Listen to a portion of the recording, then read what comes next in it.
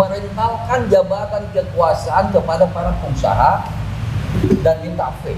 Ya. Ini yang terjadi kasus Pak Mandiri. Bahasa kerennya disebut korupsi kebijakan. Nah, policy corruption atau korupsi politik.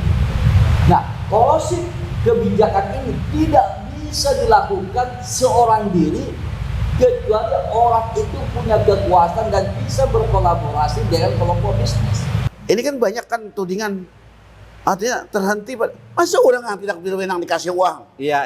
Kewenangan apanya? Kan itu, nah logika jalan kan. Jadi ini sederhana sekali. Nah karena untuk tadi jadi tidak terlalu banyak kan debat lah. Ya. Tidak terlalu banyak argumentasi. Soal fakta aja nih, ini soal fakta. Kalau faktanya itu selesai.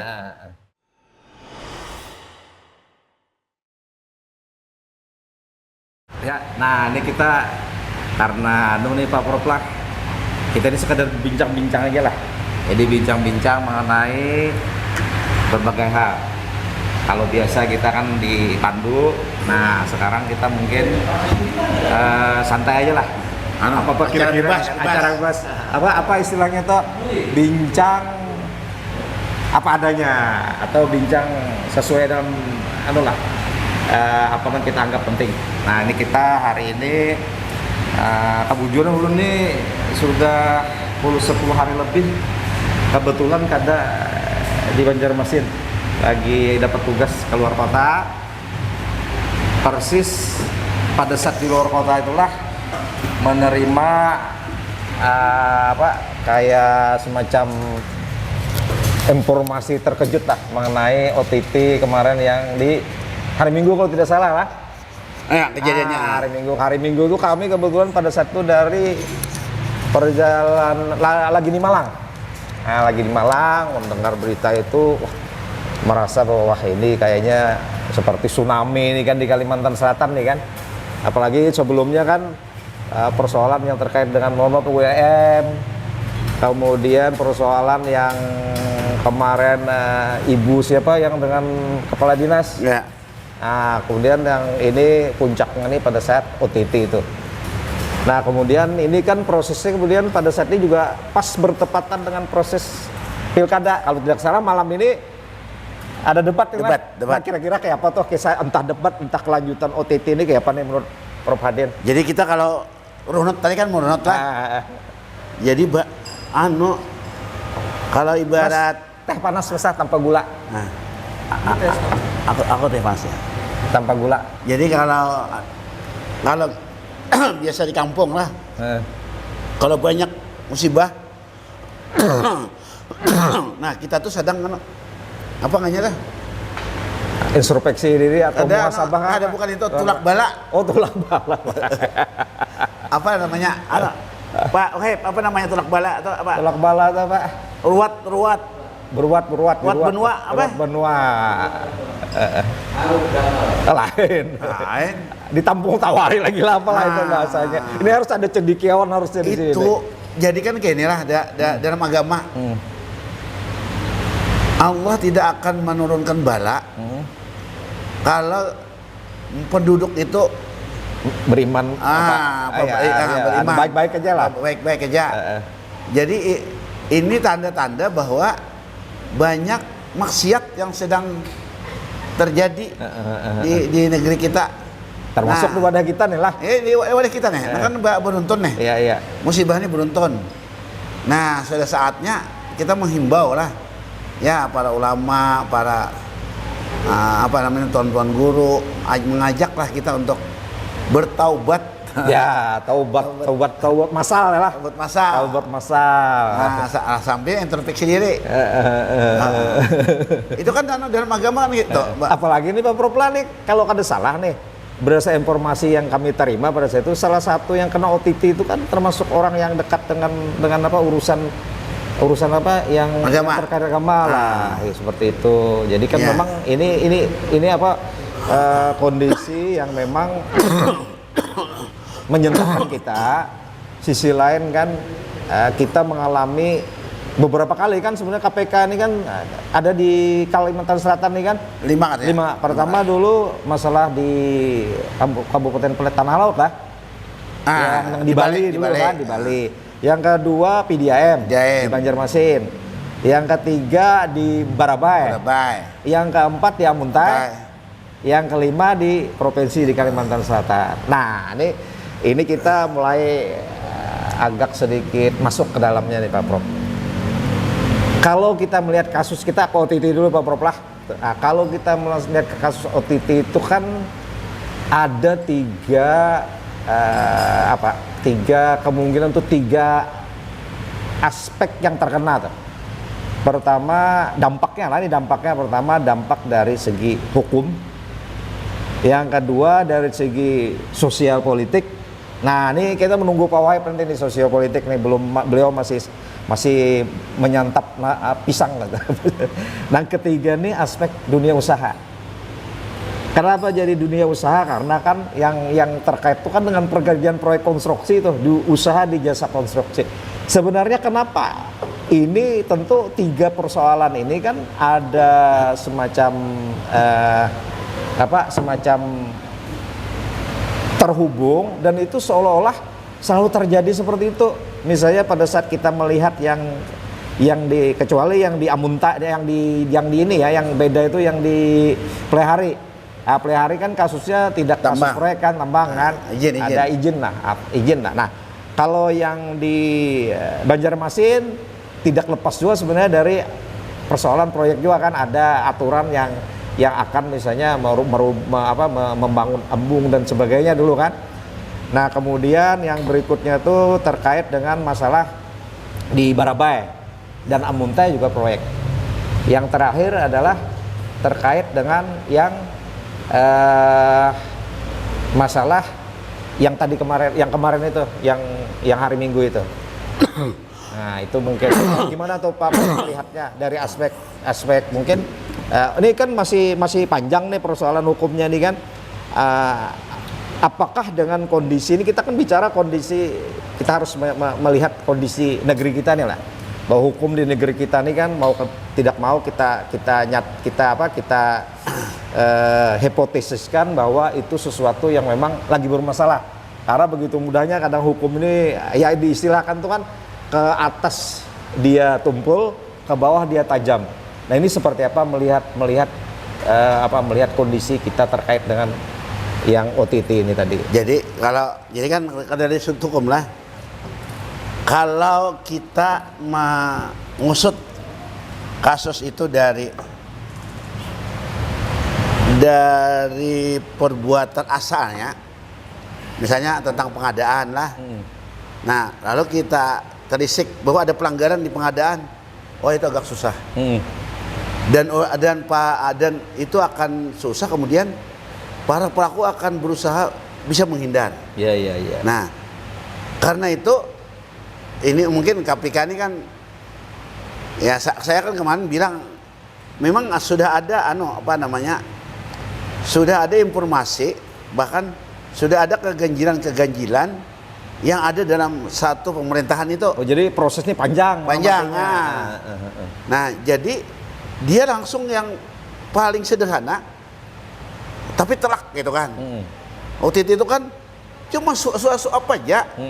Asalnya itu kan. Karena maksudnya tidak perlu ada argumentasi tentang pelanggaran hukum apa. Iya.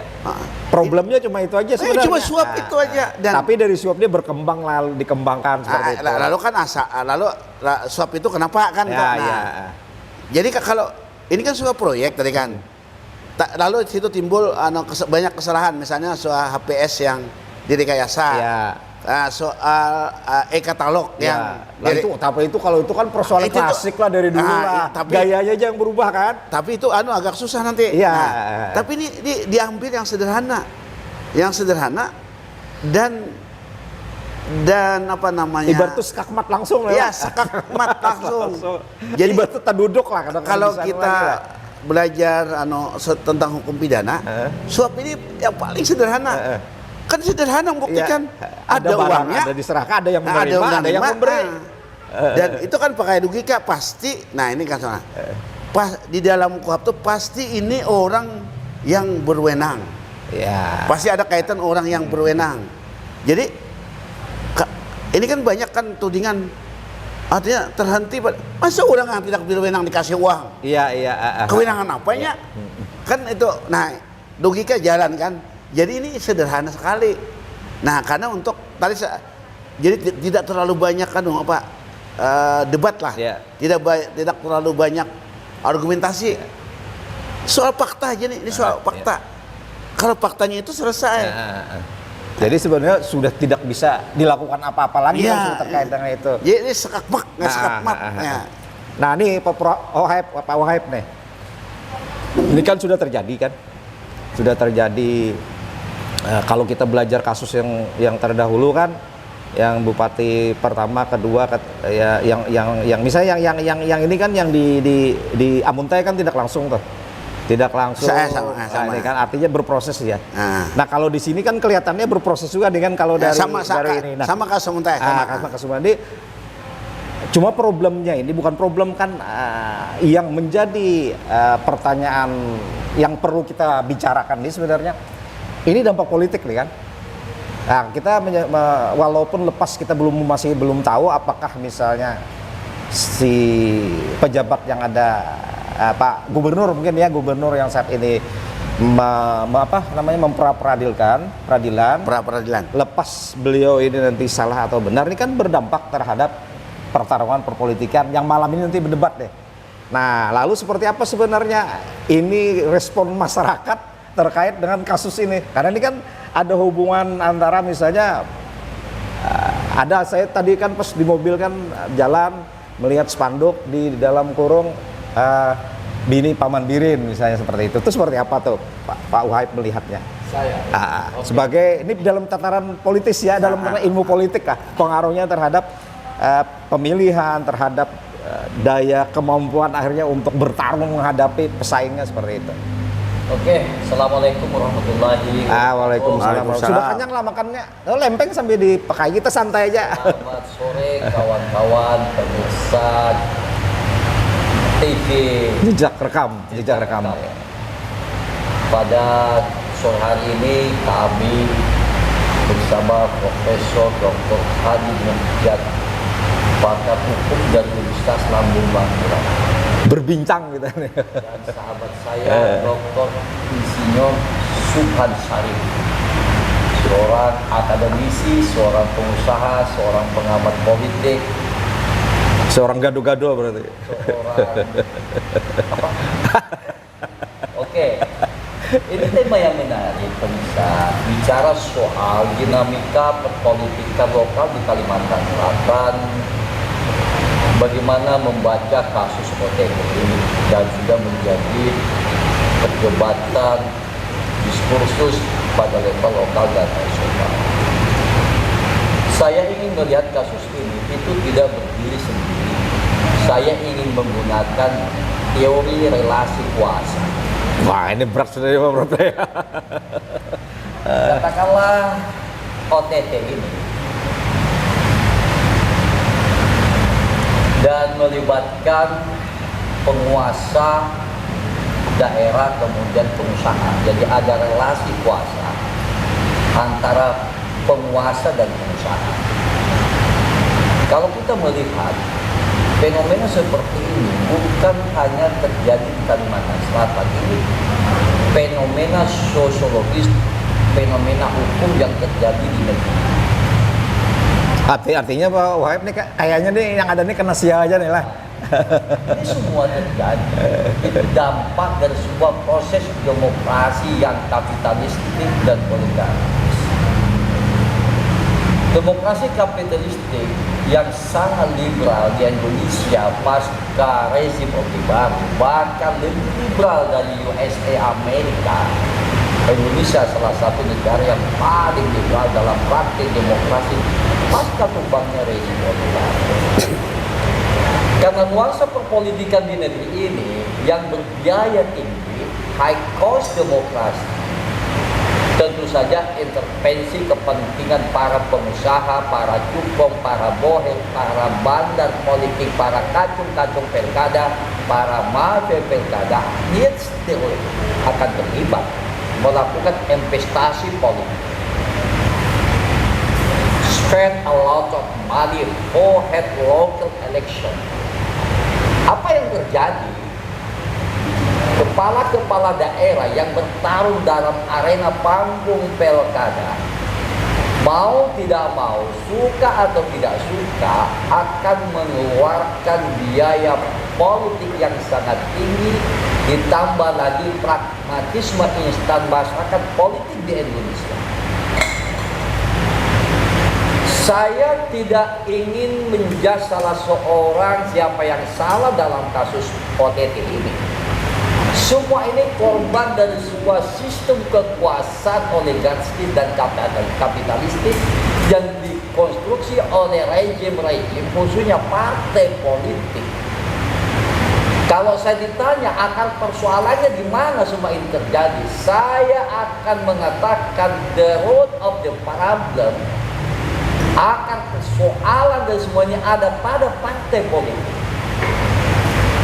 Karena partai politik itu sudah bergeser fungsinya menjadi dari lembaga bagaimana partai ini sebagai representasi the soul of the people, sekarang bergeser menjadi pedagang, menjadi lembaga yang melakukan politik transaksional baik di ruang gelap maupun di ruang. Berarti seperti industri politik sudah seperti itu. Dan saya, Pak Dr. Subhan, jadi pilkada itu sudah menjadi industri politik. Kepala daerah yang bertarung dalam election dengan mengeluarkan biaya yang luar biasa, tentu ada cukong yang berdiri di belakang itu, namanya para oligarki yang memberikan supporting finance. Nah, tapi ini Pak Wahab sebentar nih. Kita tadi ada satu topik dunia usaha. Nah, ini kebetulan Prof. Dina karena kami ini asalnya pengusaha, usaha. Jadi kita perlu mengulik-ulik cerita lama. Tadi memang kalau yang disampaikan Pak Wahab tadi, Prof. Adin, setelah eranya 98 dan seterusnya, mungkin itu memang bisa berlaku seperti tadi. Artinya kebutuhan dari para katakanlah penguasa, mereka membutuhkan modal untuk misalnya dalam perpolitikan mereka mengambil dari proyek-proyek, dari izin-izin, dari segala macam itu. Nah, cuma Pak Wahab, kami kebetulan mulai tahun 89 itu sudah berusaha di sektor jasa konstruksi dan lain-lainnya. Kita pada saat itu sebenarnya yang namanya komisi itu sudah ada, dan itu sebenarnya tidak ada hubungannya dengan persoalan perpolitikan. Nah, jadi misalnya seperti ini. Dulu kalau setiap dapat pekerjaan seorang pengusaha misalnya di bidang nih yang ini kan jasa konstruksi nih, kontraktor. Nah, kalau misalnya mereka itu mendapatkan pekerjaan penunjukan langsung, itu mereka sudah punya aturan yang tidak tertulis bahwa mereka harus menyiapkan subsidi namanya P sebesar 10%. Nah, kemudian pada saat misalnya kalau dia menang lelang, tender itu biasanya memang tidak punya target. Tapi pasti tetap ada dalam pemahaman kisarannya akan berada separuh, 2,5 sampai 5%.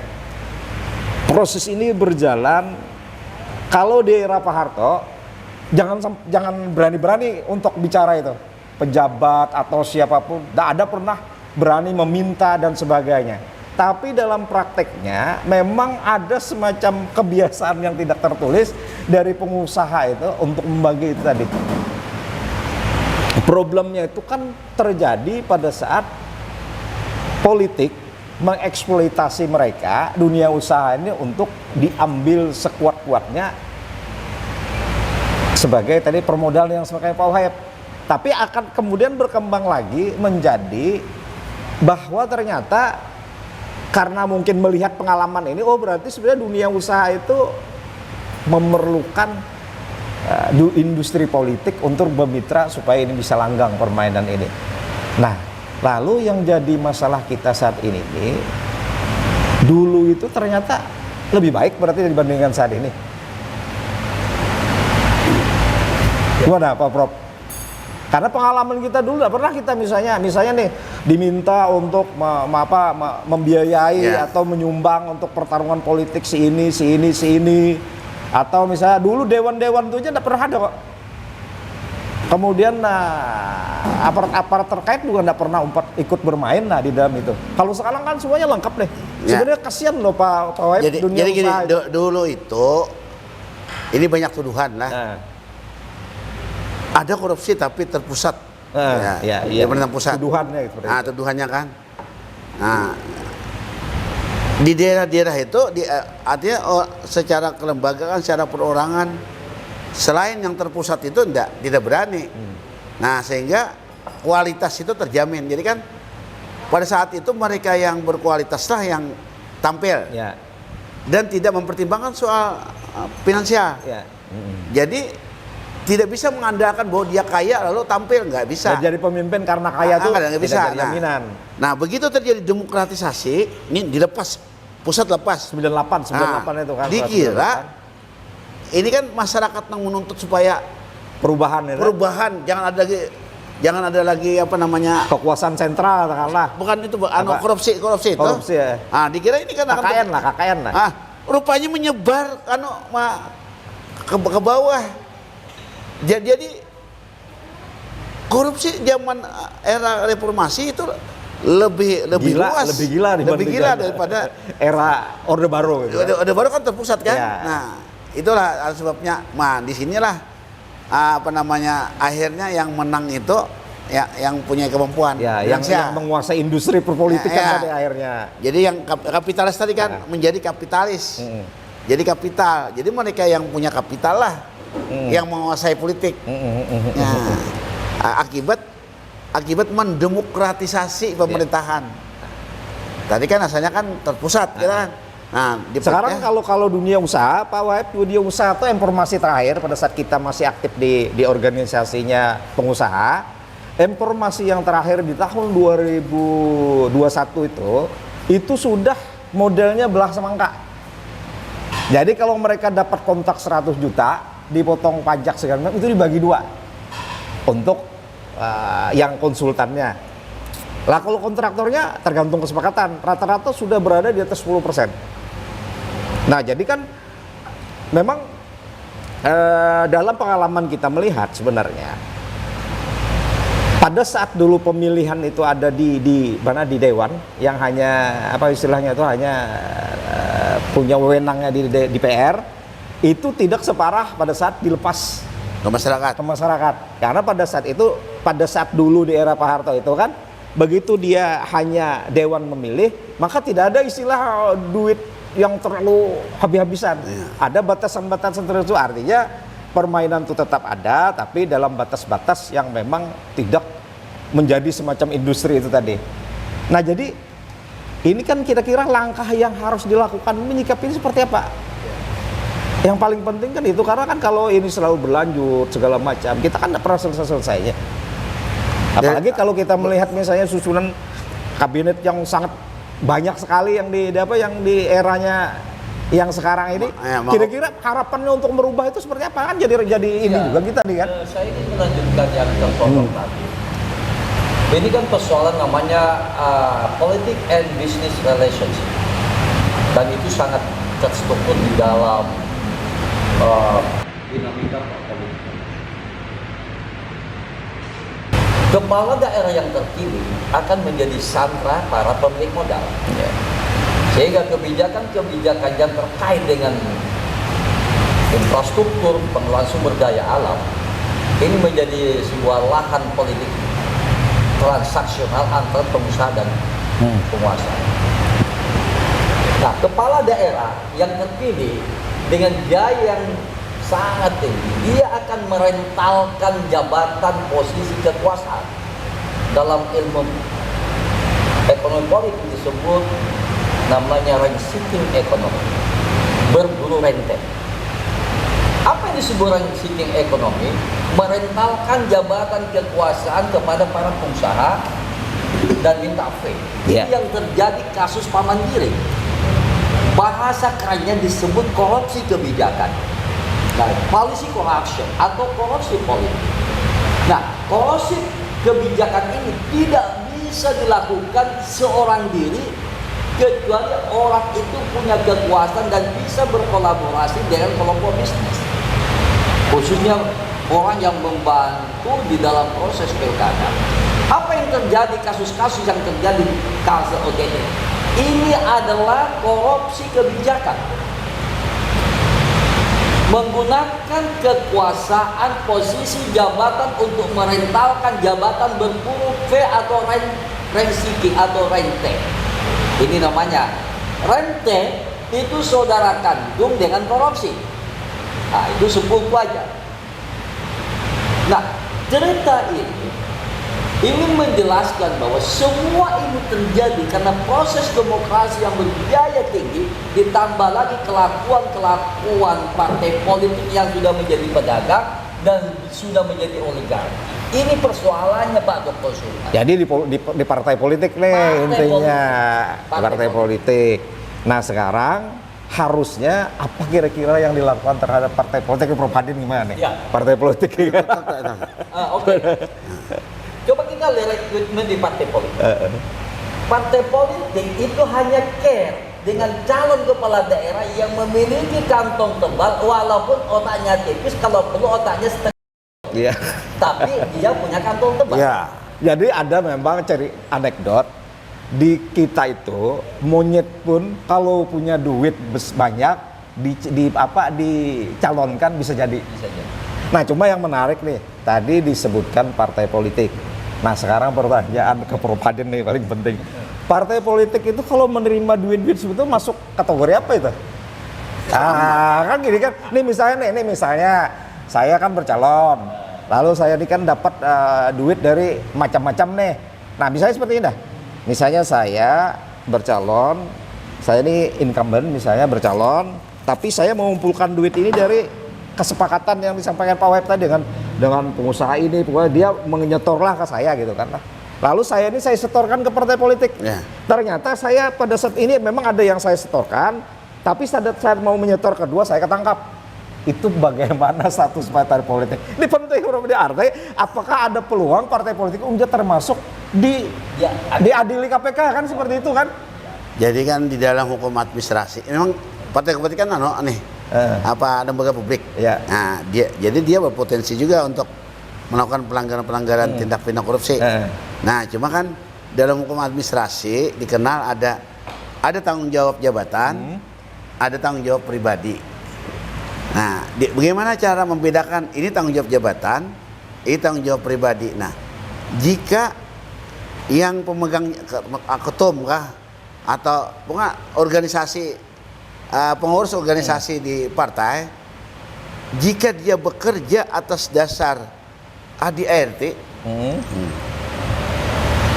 atau peraturan-peraturan perundang-undangan, nah, persis sama kan? Nah, maka dia hanya diminta tanggung jawab jabatan. Tapi ketika dia bekerja ada namanya disebut maladministrasi. Nah, di dalam melaksanakan tugasnya terjadi maladministrasi. Ada misalnya maladministrasi kong kali kong. Ada atur sesuatu. Bahwa jabatan ini harus ada orang kita. Maka itu kan? Tanggung jawab pribadi. Nah, disitulah masuk yang KPK itu masuk di situ. Jadi harus istilah pidananya tuh ada mens rea. Mens rea tuh berarti sama dengan perusahaan. Perusahaannya tidak masalah. Tapi yang melaksanakan itulah yang menerima dan melakukan kegiatan yang menyuap itulah yang kena akhirnya seperti itu. Karena kebijakan perusahaan tidak pernah ada mengharuskan seperti itu. Kalau ada sikap batin jahat sudah ada. Kalau misalnya kita melihat masuk ke dalam pencucian uang dianggap. Itu lebih misalnya ini kan nyetor. Misalnya tadi kata Pak Wahab kan setiap pengusaha dia punya si penguasa ini punya sudah dana banyak. lalu dia setorlah ke partai politik Ya, untuk bisa. ini. Nah, ini seperti apa nih kan? Jadi kan, Ini kan problemnya kan seperti itu. Kan kadang-kala kan kalau kita fakta yang kita sampai selalu ada disebutkan, oh kita ini harus ada biaya perahu, biaya ini segala macam. Nah, kalau kita biaya perahunya itu lah dari dana-dana itu tadi. Jadi TPPO itu tindak pidana kedua. Artinya tindak pidana asalnya pasti kejahatan, ya kan? Apakah illegal mining, illegal lodging, apakah korupsi. Nah, itu lalu untuk mengelabui bahwa itu halal. Nah, dilakukanlah transaksi ke yang tadi kan. Nah, TPPO itu. Nah, itu namanya tindak pidana kedua. Jadi kalau tindak pidana pertama, kalau uang yang asal itu merupakan tindak pidana, maka yang kedua tadi menjadi tindak pidana, walaupun halal. Nah, ini kita balik berpikirnya nih kan, kita coba karena kita kan mencari kerangka pembenahannya. Karena Pak Wahib tadi menyatakan sumber masalah itu adalah di partai politik. Nah, bisakah kira-kira nih kita balikkan semua sumber pemasukan dari partai politik itulah yang harus transparan dan diaudit untuk diketahui berasal dari mana, termasuk terutama pada saat pilkada. Betul. Proses pilkada itu kan pada saat mulai penjaringan segala macam itu semua tokoh-tokoh yang ada di partai, sekjennya, ketuanya, mungkin jubirnya atau orang-orang yang terindikasi memiliki relasi yang tadi seperti sampai Pak Wahib, ini harus dilakukan pemantauan. Iya. Nah, itu kira-kira kan gimana tuh kira-kira? Artinya jadi kita berpikir kebalik nih. Artinya kita mulai dari, karena tadi Pak Wahib berargumen bahwa masalah ini partai politik yang menyebabkan akhirnya pemimpin dan lain sebagainya itu terlibat dalam hal memaksa mereka untuk mencari dana untuk membayar itu tadi. Ini gimana Prof Kadir dari sisi hukum? Nah, ini ada kita pendapat kita lah, itu sudah lama menyarankan seharusnya dinol. Jadi pada saat mulai pilkada, kekayaan partai politik dinolkan kasnya. Ya, dinolkan kasnya. Negara yang mengungkusi. Oh, itu konsepnya salah satu capres kemarin kan? Ya, jadi negara mengungkusi. Jadi sama dengan harga yang sama. Iya. Nah, jadi semuanya diberi sama. Dimodali. Nah, jangan sampai jadi sama-sama kuat kan, lemah sama lemah. Iya. Kalau yang satu muda yang tidak unlimited tadi kan, yang satu Senin Kemis, pasti sudah dipastikan tuh kalah yang Senin Kemis kan. Nah, jadi itu lalu muncul kapitalis tadi. Industri politis jadi industri politik. Kita ini harus diambil alih oleh negara yang mengambil. Tapi kan sekarang orang-orang yang mengatur negara yang banyak kalau kita mau melihat karena aturannya kan memang belum ke sana. Iya, cuma kan di problem kita yang mengatur negara saat ini banyak yang memang berasal dari unsur-unsur yang di partai politik itu tadi. Mereka tidak mau yang seperti itu. Karena aturannya kan belum ada seperti itu. Nah, bahkan paling diaudit aja katanya kan. Kan sampai diaudit aja keuangan. Seharusnya tidak perlu ada. Jadi pada saat uang itu disisihkan dulu. Nih Pak Wahib gimana nih Pak Wahib?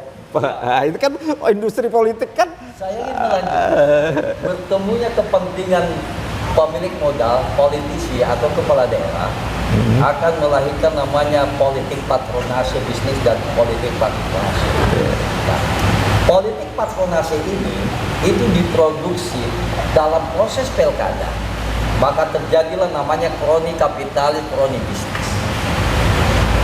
Nah, kapan semua ini akan berakhir? Lagi-lagi saya mengatakan ada pada peraturan partai politik dan sistem perpolitikan di negeri ini. Karena kepala daerah yang terpilih, dia akan melakukan namanya rank seeking, kemudian berpikir how return the money, bagaimana balik modal. Ya prinsip investasi lah. Ya, karena sudah melakukan investasi politik. Dari kepala daerah itu akan menjadi sandera bagi para pemilik modal. Harus balik modal, melakukan rank seeking, berburu rentevi. Jadi kalau bahasa perusahaan sederhananya tuh, para pemilik modal membangun perusahaan, menempatkan direkturnya itu kepala daerah atau pemimpin apapun, lalu mereka dituntut untuk mengembalikan modal investasi yang ditanamkan, kan seperti itu. Nah cuma kita nih di sesi terakhir nih, yang terakhir kita nih ada dua. Kalau menurut Pak Wahid, apa dampaknya terhadap pilkada di Kalselnya, terutama calon yang ada kaitannya, ada hubungan dengan yang ini? Ya, saya kebetulan Ini yang paling penting. sekarang sedang melakukan survei. Survei gubernur dan wali kota. Iya. Kasus OTT itu sangat menurunkan elektabilitas Aceh Oda. Sangat turun drastis. Bagaimanapun juga ingin mengupgrade itu sudah agak susah kan, menyangkut soal fatsun politik dan moral politik. Dan itu sangat Ini walaupun misalnya ternyata dalam pra peradilan ya, menang misalnya. menang atau kalah. Nah, menang atau kalah pengaruh enggak? Ya, sangat berpengaruh. Karena yang ditangkap oleh masyarakat nggak ngerti pra peradilan. Jadi artinya tetap elektabilitasnya tuh Elektabilitas menurun. Kebetulan saya mengambil sampel 2.000 sampel untuk gubernur, untuk wali kota 1.200. artinya visi misi apapun ini menjadi sesuatu yang Sudah rusak. sudah tidak berarti lagi. Ya bukan saya mengatakan tidak berarti. Ya.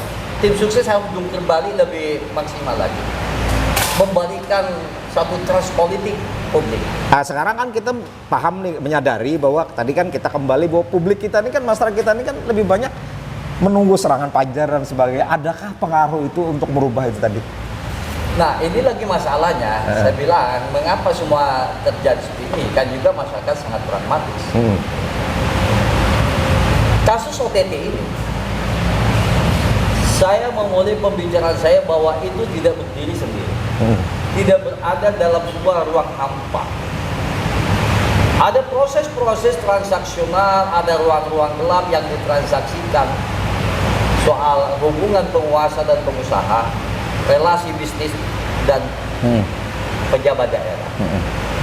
Lalu pertanyaan ini penting sekali ini, bagaimana dampak kasus OTT dengan elektabilitas Aceh Oda? Kemudian bagaimana pragmatisme politik masyarakat yang semakin masif? Apakah dengan elektabilitas yang rendah yang sudah mulai turun itu, kalau dibom dengan uang, apakah itu akan melakukan recovery dan Iya, itu kan pertanyaannya tuh kan. kolektif memori masyarakat? Itu bisa saja. Artinya masyarakat udah lah, yang penting kami dapat. Kan begini, lo mau korupsi mau apa nggak peduli. Yang peduli kan kita aja. Betapa rusaknya perpolitikan kita di Itu kita bicarakan di sesi berikutnya nih, yang ke Prof Haden nih. Ini dalam perjalanan nih, bahwa sebenarnya prosesnya bergulir. Tadi Pak Wahid menyatakan bahwa peran oligarki itu luar biasa dalam membackup sekaligus misalnya tadi membiayai proses perjalanannya seorang penguasa lah. Ya. Nah, peran sekarang kan dalam kasus yang proses berjalan ini, ada nggak kira-kira nih hubungannya misalnya antara oligarki atau di belakang oleh yang ada ini untuk memainkan peran supaya ini bisa menjadi tidak bermasalah. Katakanlah, ya kalau kita belajar yang ada kan, kalau belajar yang di Amuntai itu kan kena tuh, walaupun prosesnya cukup ini juga kan. Ini gimana kira-kira? Karena kan kita harus nyadari tadi kan Pak Wahid menyampaikan teorinya bahwa orang di belakang penguasa itu yang namanya oligarki dan sebagainya itu kan di seluruh Indonesia kan hampir semuanya ada tuh. Itu peran mereka dalam melihat situasi seperti apa, apalagi proses ini kan masuk ke ranah tadi pra peradilan, kemudian kita memahami bagaimana posisi hukum di kita. Ini seperti apa kira-kira ilustrasi gambaran itu tadi? Kalau dari peristiwa-peristiwa yang pernah terjadi lah, dari konstruksi kasus yang ada, itu sebenarnya tipis lah. Tipis maksudnya dampaknya. Bukan untuk bisa apa? Menang dalam peradilan, membatalkan dia jadi tidak tersangka. Kalau dari segi Tipis peluangnya untuk menang. Tipis peluangnya Pak Mandiri untuk menang. Ya, secara hukum. Secara hukum. Nah, cuma di ruang publik, nah orang sudah membaca banyak peristiwa, sesuatu yang tangkap tangan. Apapun hukum itu. apa namanya yang tidak masuk akal itu apa? Unrationable. unrationable itu terjadi. Nah, terjadi. Ada untouchable Pak? Tangan-tangan yang tangan behind apa? impossible behind. Itu kan. Akan terjadi ada yang impossible behind. merubah irama Dan permainan. itu yang dimunculkan banyak banyak. Ini sama dengan permainan Indonesia melawan Bahrain. Ya. Bagaimana waktu bisa ditambah walaupun sebenarnya sudah habis sebenarnya itu kan. Walaupun babak belum sudah akhir ini. Ini gimana lanjutkan Nah, permainan. jadi secara hukum kita banyak peristiwa sama kan? Banyak peristiwa yang sama. Nah, itu tipis. Tipis. Nah, tapi di ruang publik terjadi apa namanya? Pandangan-pandangan Pastilah. orang. Pasti aman lah, pasti inilah. Akan ada terjadi sesuatu. Nah, termasuk yang ahli hukum itu kan juga. Oh iya, Itu kan 90 berapa persen nggak? itu membalikkan logikanya. Ya. Logikanya dibalikannya. Satir ya. Satir. Itu. Nah, itulah yang terjadi. Artinya walaupun posisi yang sampaikan Prof Hadi itu 90% atau 90% atau 99%, tapi yang 1% masih bisa berubah. Ya. 9 kalau Prof Dini mengatakan 99,9 kah? Menang, aku terbalik. Jadi 1% itu Tuhan tuh. Wah, kepuasan yang inilah. Artinya 1% ini kalau memang perbaikan mau dilakukan di 1% inilah yang kemungkinan untuk melakukan ini. Nah, mungkin kita untuk bincang hari ini kan ngopi kita ini kan santai kita. Hari ini kita sudahi dulu. Kita lanjutkan ke topik berikutnya. Ini kita kan, walaupun ngobrol santai, isinya lumayan berat. Supaya bisa paling tidak kan kita meninggalkan sesi selanjutnya. Sesi selanjutnya kita bicara mengenai debat malam ini. Kita bahas debat malam ini, kita lihat kira-kira menarik apa tidak. Apakah itu misalnya memberikan gambaran bahwa Kalimantan Selatan dalam 5 tahun ke depan itu sesuatu yang luar biasa. Apakah Kalimantan Selatan itu nanti akan menjadi hal yang luar biasa dalam periode kepemimpinan 5 tahun ke depan. Mungkin itu dulu kita diskusikan. Nanti kita lanjutkan para pemirsa. Mari bergabung ke kami. Bahkan suatu saat mungkin kalau berminat datang bisa di WA ke tim krunya Jejak Rekam TV.